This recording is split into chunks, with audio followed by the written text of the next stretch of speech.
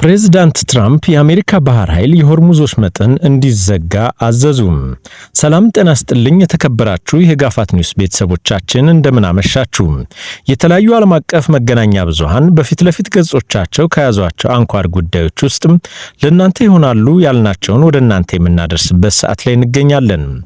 የአሜሪካው ፕሬዝዳንት ትራምፕ የአሜሪካ ባህር ኃይል ወደ ሆርሙዝ ወሽመጥ የሚገቡና የሚወጡ መርከቦችን እንቅስቃሴ እንዲዘጉ ማዘዛቸውን አስታወቁ። በአሜሪካና በኢራን መካከል ለረጅም ሰዓታት ፓኪስታን ውስጥ የተካሄደው ድርድር ውጤት ሳያስገኝ ከቀረ በኋላ ፕሬዝዳንቱ በማህበራዊ ገጻቸው ላይ ባሰፈሩት ረዘም ያለ ጽሑፍ ላይ በአንዳንድ ነጥቦች ላይ ስምምነት መደረሱንም አመላክተዋል። ውይይቱ በጥሩ ሁኔታ ተከናውኖ በአብዛኞቹ ነጥቦች ላይ ስምምነት ላይ ተደርሷል። ነገር ግን እጅግ አስፈላጊ በሆነው በኒውክሌር ጉዳይ ላይ ግን መስማማት አልተደረሰም ብለዋል። ጨምረውም በሆርሙዝ በኩል የሚደረገው ነፃ እንቅስቃሴን በሚመለከት ከስምምነት ላይ ሊደረስ እንደሚችልም አመላክተው ነገር ግን ኢራኖች ከነሱ ውጭ ማንም የማያውቃቸው በባህሩ የተወሰኑ ቦታዎች ላይ ፈንጂዎች ሊኖሩ ይችላሉ በማለት ፍቃደኛ አልሆኑም ሲሉም አስፍረዋል። ስለዚህም ፕሬዝዳንት ትራምፕ ባህር ኃይላቸው በዓለም አቀፉ የውሃ አካል ላይ ለኢራን የመተላለፊያ ገንዘብ የከፈሉ መርከቦችን እንዲያስቆሙ ማዘዛቸውንና ባህር ኃይላቸው በኢራን የተጠመዱ የባህር ላይ ፈንጂዎችን ማስወገድም ይጀምራል ብለዋል።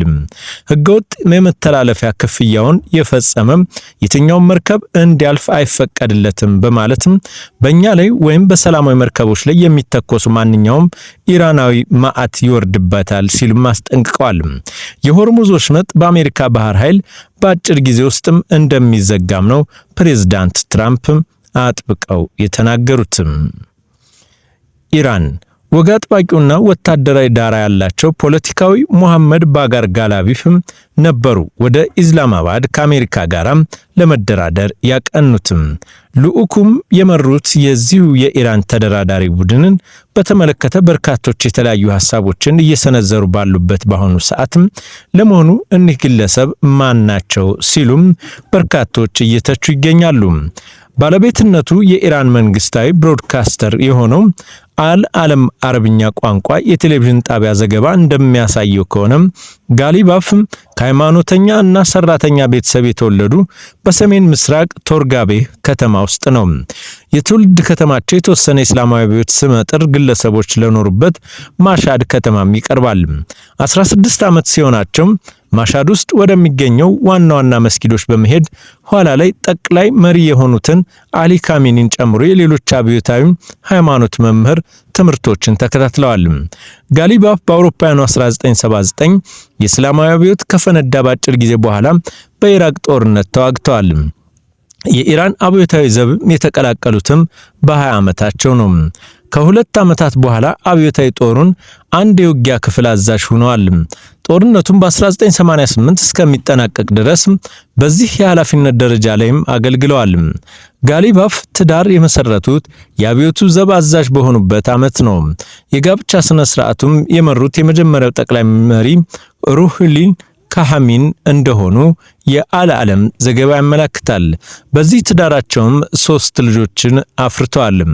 አሁን ላይ በተለያዩ ዓለም አቀፍ መገናኛ ብዙሃን የሚወጡት መረጃዎች እንደሚያሳዩት ከሆነ የኢራን ተደራዳሪ ልኡክን በመምራት በኩል አያቶላ ካሜኒን በመተካት ደረጃ እየተደራደሩ ያሉ ግለሰብ ናቸው።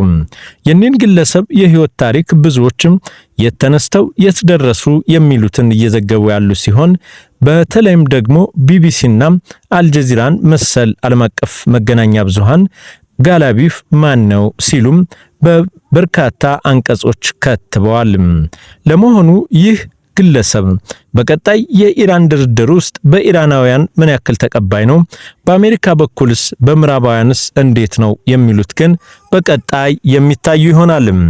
ለ40 ቀናት በዘለቀው የመካከለኛው ምስራቅ ጦርነት በኢራን ውስጥ 3750 ሰዎች መገደላቸው ተገለጸ። የኢራን ባለስልጣናት ሳይንሳዊ በሆነ መንገድ የተደረጉ የአስክሬን ምርመራዎችን በመጥቀስ 2875 ወንዶችና 496 ሴቶች በጦርነቱ መገደላቸውን አስታውቀዋል። በኢራን ከፍተኛ ሟች ቁጥር የተመዘገበው በቴህራን፣ ሆርሙዝጋን እና ኢስፋሃን ከተሞች መሆኑን ተገልጿል። በመቶዎች የሚቆጠሩት ህፃናት የተገደሉ ሲሆን 7 ዕድሜያቸው ከ1 ዓመት በታች እንደሚሆኑና 255ቱ ደግሞ ከ1 ዓመት እስከ 12 ዓመት መሆኑን ተጠቅሷል። 121ዱ ደግሞ ከ13 እስከ 18 ዓመት ድረስ እንደሚሆናቸው መንግስት መረጃቸውን ይፋ አድርጓል። በአሜሪካና በእስራኤል የአየር ድብደባዎች የተገደሉት ኢራናውያን ብቻ ሳይሆኑ በአገሪቱ የሚኖሩ አፍጋኒስታን፣ ሶሪያ፣ ፓኪስታን፣ ቻይና፣ ኢራቅና ሊባኖስ ዜጎችም ጭምር ናቸው። የኢራን ባለስልጣናት በጦርነቱ ወቅት ስለሚሞቱት ሰዎች የሚገልጹት መረጃ ይፋ የሚደረገው አልፎ አልፎም ቢሆንም በእነዚህ ጊዜያትም ቢሆን የሟቾች ቁጥር ሲገለጽ ሴቶችና ህፃናት ላይ ብቻ ያተኩራል። ከዚህ በፊት በተባበሩት መንግስታት የሰብአዊ መብቶች ምክር ቤትም ውስጥ የኢራን ተወካይ 1500 ሰዎች መሞታቸውን ተናግረው ነበር። መቀመጫውን በአሜሪካ ያደረገው የሰብአዊ መብቶች አክቲቪስት ቡድን በበኩሉ ደግሞ 3400 ሰዎች መሞታቸውን ገልጾ ከነዚህ መካከል 1600 ያህሉ ሰላማዊ ዜጎች ናቸው ብሏል። ዩናይትድ ኪንግደም የዩናይትድ ኪንግደም ጠቅላይ ሚኒስተር ኬር ስታመር በፓኪስታን ተካሂዶ ያልተሳካውን ውይይት ተከትሎ ኢራንም ሆነች አሜሪካ አማራጭ መንገዶችን እንዲፈልጉም ጥሪ አቅርበዋል። ስታመር ከኦማን ሱልጣን ጋር ባደረጉት ውይይት የተኩስ አቁም ስምምነቱ መቀጠል አስፈላጊ እንደሆነና ሁሉም ወገኖች ተጨማሪ ግጭቶችን እንዲያስወግዱም ጠይቀዋል። ጠቅላይ ሚኒስትሩ ይህንን ያሉት የዩኬ ጤና ሚኒስተር ዌስት ስትሪንግን እሁድ ዕለት ከቢቢሲ ጋር ባደረጉት ውይይት የኢራንን ጦርነት ለማስቆም የተደረገው የመጀመሪያው ውይይት አለመሳካቱ አሳዛኝ መሆኑን ከተናገሩ በኋላ ነው።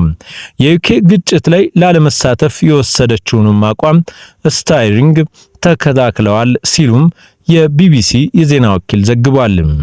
ቴህራን የቴህራን ተደራዳሪ ልዑክ የመሩት የፓርላማ አፈጉባኤ ሙሐመድ ባጋር ጋሊፍ አሁን ጊዜው አሜሪካ እምነታችን ማግኘት ትችል እንደሆነ ወይም እንዳልሆነ የምትወስንበት ነው አሉ። ግለሰቡ ይህን የተናገሩትም አሜሪካ በተደጋጋሚ የኢራንን እምነትም አትቀበለውም፣ በተለይም ደግሞ ይህ ሐሳባችን ከሃይማኖታችን ጀምሮ በተለያዩ ጊዜያቶችም የኢራንን የቃል መሐላም እንደማትቀበለው በተደጋጋሚ በሚጥሷቸው እርምጃዎች ተመልክተናል። አሁንም ይህንን እያደረጉ ነው ሲሉም የአሜሪካና ተደራዳሪ ልዑካቸውን ከሰዋል። ጋሊባፍ በኤክስ ገጻቸው ላይ ከድርድሩ በፊት ኢራን ቀና ልቦናና ፍላጎት ነበራትም ብለዋል። ነገር ግን ከዚህ ቀደም የተካሄዱ ሁለቱ ጦርነቶች ጋር በተያያዘ ባለ ልምምድ የተነሳም በተቃራኒ ወገን ላይ እምነት የለምም ብለዋል። በመቀጠልም በ40 ቀናት የኢራን ብሔራዊ መከላከያ ሰራዊት የተገኘው ውጤትን ለማጠናከር የምናደርገው ጥረትም ላፍታ ሸብረክም አንልም ብለዋል። ድርድሩ ውጥረት የተሞላው እንደነበር ተናግረው ፓኪስታን ይህንን ድርድር ስላመቻቸችም ምስጋናቸውን አቀርበዋል። የአሜሪካ ፕሬዝዳንት ጄዲ ቫንስ የአሜሪካ ምክትል ፕሬዝዳንት ጄዲ ቫንስ በፓኪስታን የተደረገ የሰላም ንግግር ያለ ውጤት መጠናቀቁን ተከትሎ የሰጡት ጋዜጣዊ መግለጫ ላይ የሆርሙዝ ወሽመጥንም አላነሱም። የዓለም 20% ነዳጅ መተላለፊያ የሆነውን ይህ የባህር ኃይል መስመር በሁለት ሀገራት የሰላም ንግግር ወቅት አከራካሪ ከሆኑ አጀንዳዎች መካከል አንዱ ነበር። ነገር ግን የአሜሪካ ፕሬዝዳንት ዶናልድ ትራምፕ በኤክስ ገጻቸው ላይ ረዘም ባለ አተታቸው ቀደም ብለው እንደገለጹትም የአሜሪካ ባህር ኃይል የሆርሙዝ ወሽመጥን እንዲዘጋ ማዘዛቸውን ከገለጹበት ቅጽበት ውጭ ጄዲ ቫንስ ስለዚህ ጉዳይ ምንም አልተናገሩም። በአሜሪካና በኢራን መካከል ለ2 ሳምንታት የሚቆይ የሰላም ስምምነት ሲቀርብ ቁልፉ ሐሳብ በወሽመጡ የሚያልፉ መርከቦች ያለምንም ችግር መተላለፍ እንዲችሉ የሚል ነው። ሜሄርስ የዜና ወኪል የኢራን ፓርላማ ምክትል አፈ ጉባኤ ሀጂ ባቤይን ወሽመጡ ለኢራን ቀይ መስመር መሆኑን መናገራቸውን ዘግቧል። ወሽመጡ በኢራን ሙሉ በሙሉ ቁጥጥር ስር ነው ያሉት ምክትል አፈ ጉባኤው ቀረጥ በሪያል በኢራን መገበያ ገንዘብ መከፈል አለበትም ብለዋል።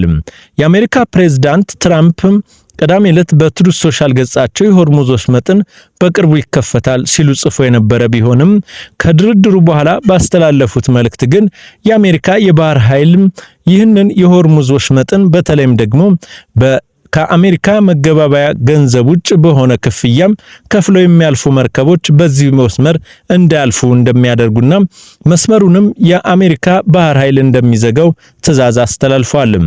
የአሜሪካ ማዕከላዊ እዝ በበኩሉ ቅዳሜ ዕለት 2 ፈንጂ አምካኝ መርከቦች በአካባቢው ከፈንጂዎች ለማጽዳት ወደ ሆርሙዝ ወሽመጥም ተሰማርተዋል።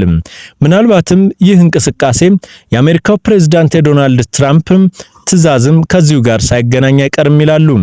ነገር ግን ኢራን 2 መርከቦች ወደ ወሽመጡ መምጣታቸውንም አስተባብላለች። የኢራን አብዮታዊ ዘብ በሆርሙዝ ባህር ለማለፍ ወታደራዊ መርከቦች የሚያደርጓቸው ማንኛውም ሙከራ ከባድ እርምጃም እንደሚወሰድባቸው ያደርጋል ማለቱም የኢራን የዜና ወኪል ዘግቧል።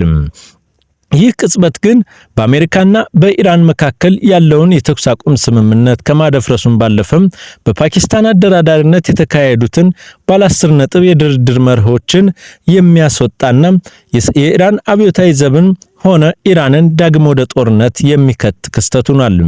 ክቡራትና ክቡራን የጋፋት ኒውስ ቤተሰቦቻችን እኒህንና የተለያዩ ዓለም አቀፍ መገናኛ ብዙሃን የያዟቸውን ዜናዎች መከታተል ከፈለጋችሁ የዩቲዩብ ገጻችን ሰብስክራይብ፣ ላይክ እና ኮሜንት አድርጉ። ስላዳመጣችሁን እናመሰግናለን።